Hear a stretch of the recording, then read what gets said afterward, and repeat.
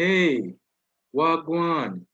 Yeah, man, it's Mr. Garthrid here, and we're going to be looking at a May-June 2017 paper 2 question, all right, on simultaneous equations, okay? And this is from the CSEC Mathematics 2017 paper, okay? The question says we are to consider the following pair of simultaneous equations: x squared plus 2xy equals 5, and x plus y equals 3. The first part of the question says, without solving, show that 1, 2 is a solution for the pair of simultaneous equations. And part 2 says, we are to solve the pair of simultaneous equations above to determine the other solution. All right, let's do part 1 here. All right, so let me write part 1 solution. So part 1 solution. Now, what is the purpose of solving simultaneous equations, or what is the concept of solving simultaneous equations? Well, you are to recall that it is the intersection of the two curves on the graph, right? So at what coordinate does, or what point does x squared plus 2xy equals 5 intersect with the line x plus y equals 3, right? What is the point of intersection? All right, what is that point? And now they're saying without solving, so we aren't supposed to solve this pair of equations as yet, show that 1, 2 is a solution. All right, so in order to show that it is a solution, it means that when I substitute the value for x and the value for y into the pair of equations, it must be satisfied. In other words, when I substitute x as 1 and y as 2 into both equations, it means that the left-hand side should be equal to the right-hand side. All right? I hope that was clear enough.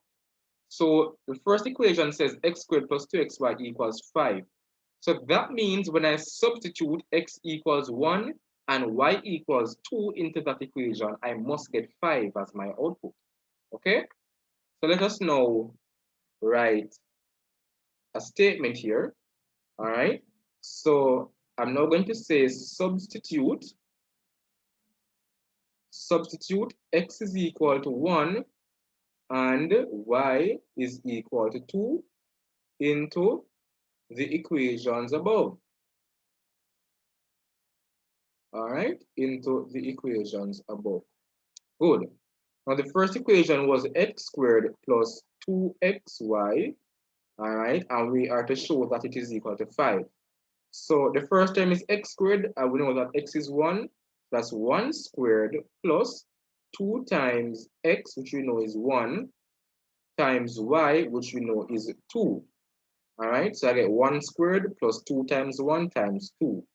And this is now equal to 1 squared is 1 plus 2 times 1, that's 2, multiplied by 2, that is 4. Okay? And I can now say that x squared plus 2xy is equal to 1 plus 4, which we know is 5. Okay? And that is what we wanted to show. All right? We just showed that x squared plus 2xy equals 5. And now I want to show that x plus y is equal to 3. Okay? So the second equation is x plus y equals 3, right? We're to show that x plus y is equal to 3.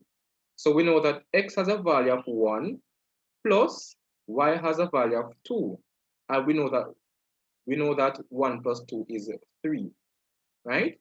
So since the left-hand side is equal to the right-hand side, it means that the 1, 2 is a solution, right? So I'm now going to write a statement here and say since the left-hand side is equal to the right-hand side for the pair of simultaneous equations for the pair of simultaneous equations above, all right, then it means the point 1, 2 is a solution, all right, is a solution. Okay, and that is my solution, and that's what they asked us to show. So I can now come down here and write shown. All right, I can write shown.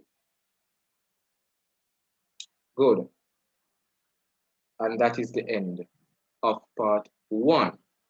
Okay, so let's go back to the question here. All right, so we have successfully completed part 1. Now we want to do part 2, which says solve the pair of simultaneous equations above to determine the other solution. Okay, good. Now let us look at this here to the side. If I give you a pair of simultaneous equations which has the form ax plus by equals c, that's the first equation, and I give you another equation such as dx plus ey equals f, all right? Clearly you can see that x has a power of 1 in both equations and y has a power of 1 in both equations, all right? And a, b, c, d, e, and f are just numbers, they're constants, right? So if I give a simultaneous equation in that form, all right, it means that I could use the elimination method, I could use the substitution method, and I could also solve it graphically, okay? Now, let's look at this case here.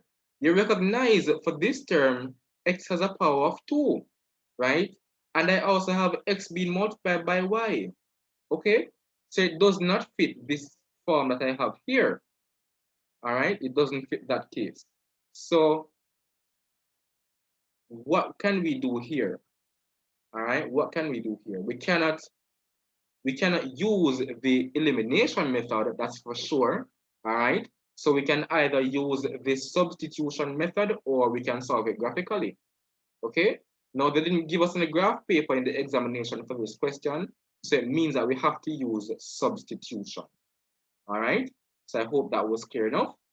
Let's do part 2, which says that we are to solve the pair of simultaneous equations.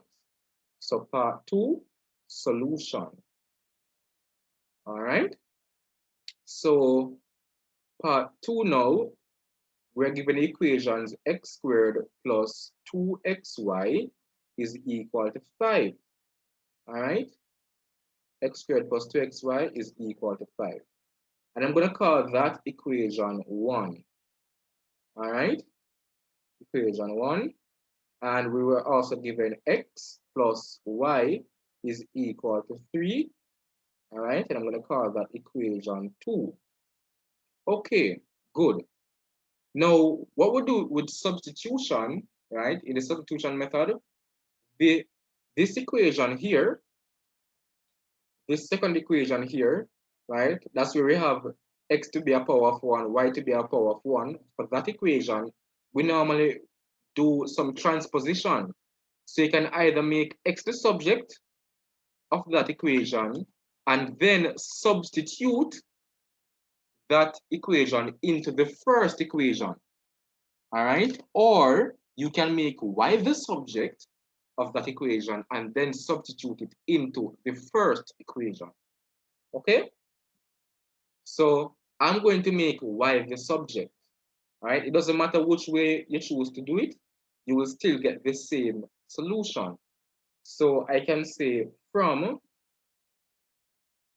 equation 2, all right, from the second equation, I can say y is equal to, by carrying the x to the right-hand side of the equation, it will become a negative.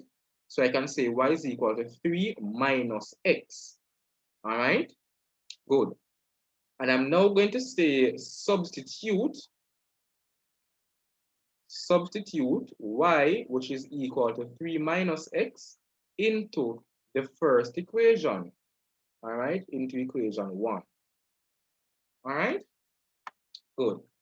So with that being said, I will have x squared plus 2x, remember now that I'm replacing y as 3 minus x, right here, okay, right there. So I will now get 2x multiplied by y, which is 3 minus x, all right? And that equation is equal to 5. Good. So I now have x squared plus, I'm now going to expand the brackets by distributing the 2x inside. So that's going to be what? 2x multiplied by the 3, and then 2x multiplied by the negative x. So 2x times 3, that's going to be 6x, all right?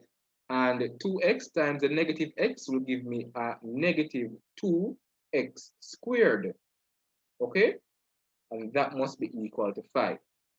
Good. Let's do some simplification now. So I know that I have 1x squared here. So 1x squared minus 2x squared will give me a negative x squared, all right? Plus the 6x, all right, that's still there. And what I'm going to do now is to just carry the 5 on the right-hand side to the left-hand side. It will become a negative 5, all right? So I have a negative 5. So if I do that, it means the right-hand side of the equation is 0. All right, I hope that was clear. Okay, so I don't like this negative here in front of the x squared. I'm going to get rid of that. All right, so how am I going to do it? I'm going to do it by multiplying each term in the equation by a negative 1.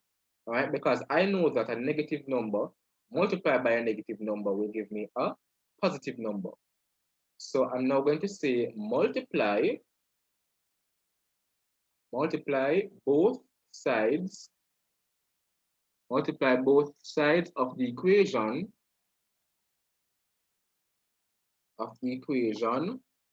by negative 1. All right. So if I do that, what I'm going to do is multiply negative 1 by negative x squared. I will get a positive x squared. Multiply negative 1 by the 6x, I will get a negative 6x. And multiply the negative 1 by the negative 5, you will get a positive 5. All right, and that is equal to, you multiply the negative 1 times the 0 on the right-hand side, you can still get 0. Okay, hope that was clear. Good.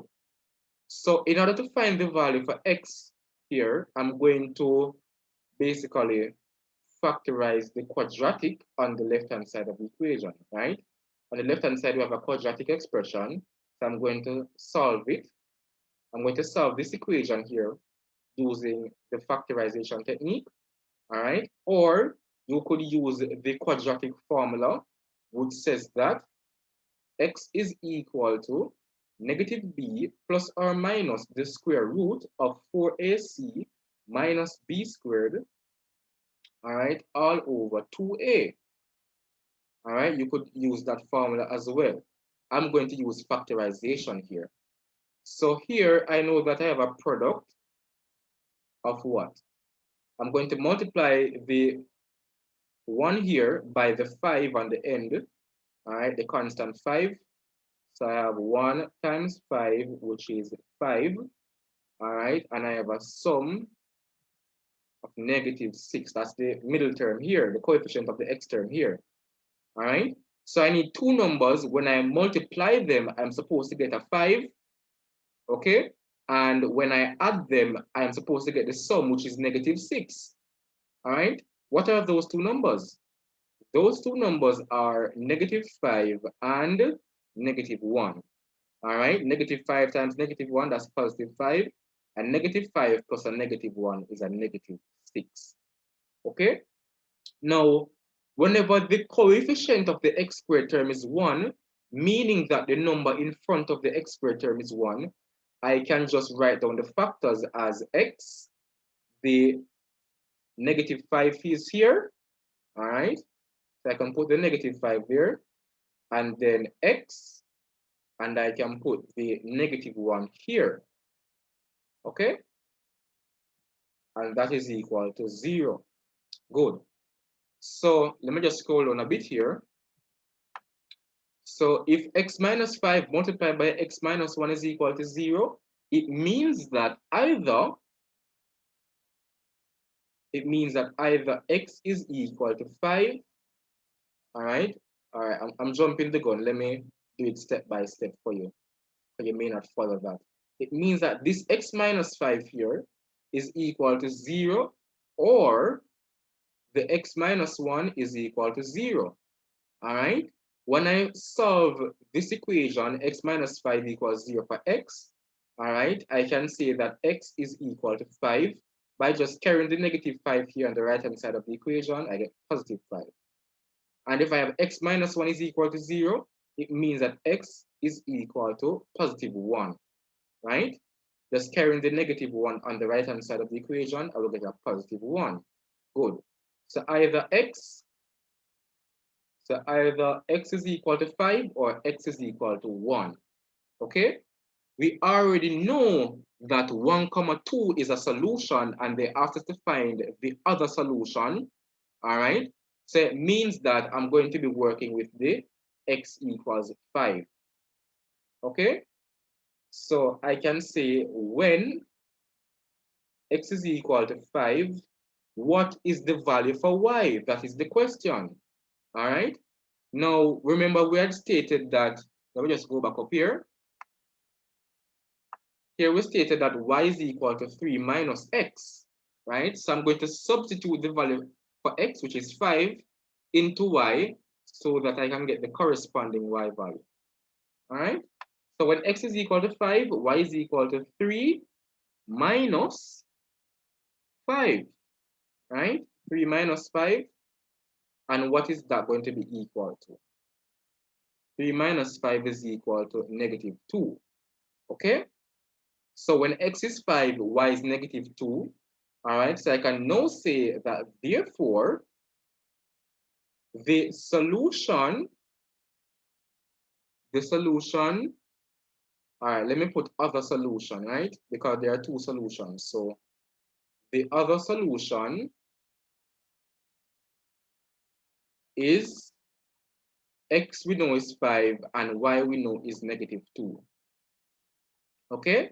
So the other solution, which is what they asked us to find, is 5 comma negative 2. That's the point of intersection. Okay? And that is the solution for this question, all right, for part 2. Okay? So that is the end of this past paper question. I hope it was helpful. If it was, please ensure to like this video. And if you aren't already a subscriber, please subscribe to the channel. All right?